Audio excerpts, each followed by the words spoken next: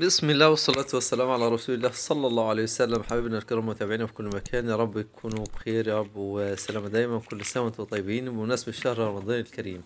موضوع النهاردة موضوع جميل جدا ومهم وخطير في نفس الوقت، في ظل موسم الفرخ اللي احنا بادئين فيه او هنبدأ فيه ان شاء الله. خلاص داخلين على موسم الصيف، كل سنة وانتم طيبين. لو عندك الطاجن اللي بتربي فيه او الطاجن اللي انت بتحضن فيه، بتلاقي فيه ديدان بالطريقة دي بنفس الشكل ده، بتلاقي فيه حشرات كتير.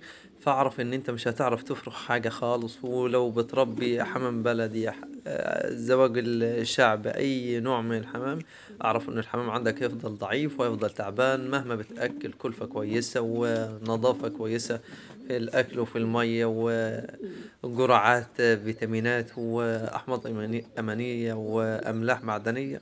برضو ده كله مش هيمشي معاك بأي حاجة خالص. ليه؟ لأنه الطاجن بتاعك ملوث. هنقول لك على طريقة دلوقتي ان انت تتخلص من الديدان دي، وبطريقة سهلة خالص. دي زغاليل عندي زي ما انتم شايفين اهي، بدأ الزرق يشتغل اهو يطلع منهم.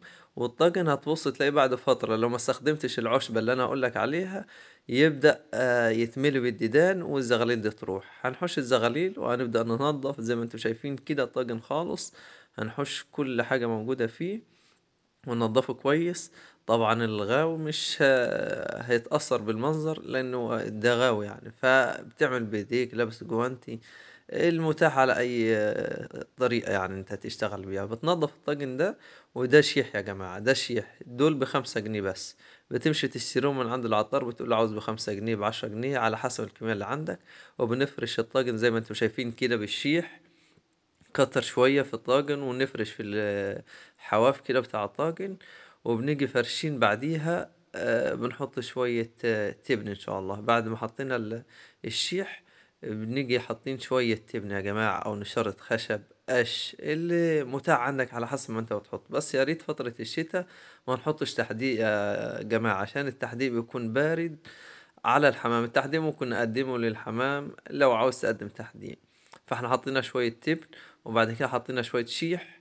وبتحط طبق التاني تبن، وبتحط عليها الشيح من فوق خالص عشان يبقى في اول الطاجن من تحت شيح. وبتحط عليه طبقة اللي موجود عندك نشار او تبن وعليها شيح.